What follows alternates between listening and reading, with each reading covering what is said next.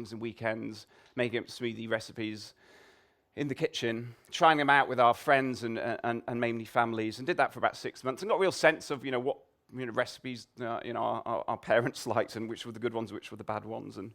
But we realized we were 6 months into this, and we still hadn't given up our jobs, and we were still feeling nervous about committing fully to the business. And we realized what was stopping us commit was we didn't have anyone that didn't know us buying the products at the price they needed to buy them at and say that they liked them. And so we really wanted to sort of we wanted to test that. So we got £500 worth of fruit, and we turned it into our favorite smoothie recipe, and this was in the summer of '98. And there was a local music festival, so we had a stall at that music festival and sold our bottles of smoothies from it. And we had a big sign above the stall that said, should we give up our jobs to make these smoothies?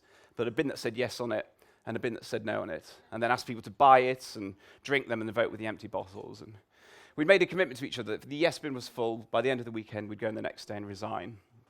So on a Sunday, we looked in the yes bin and it was absolutely full. We looked in the no bin and there's a few bottles there that we managed to trace back to our mums who were trying to persuade us out of giving up our sort of jobs.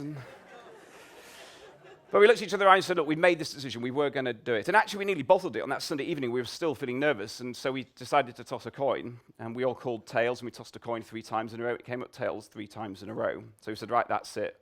We'll go in the next day and resign. So cut to that Monday morning, in another slightly weird situation. I'm ringing Adam and John every half an hour and saying, have you resigned yet? And they're like, no, why haven't you resigned yet? And no one wanted to go first because everyone thought the other two were just completely stitching up the first guy. So anyway, we eventually did, and that was in August of '98. And then it took absolutely yonks to get to market. We were just hopelessly naive. We really hadn't understood the difference between doing it once for a market stall versus doing it day in, day out to sell through shops.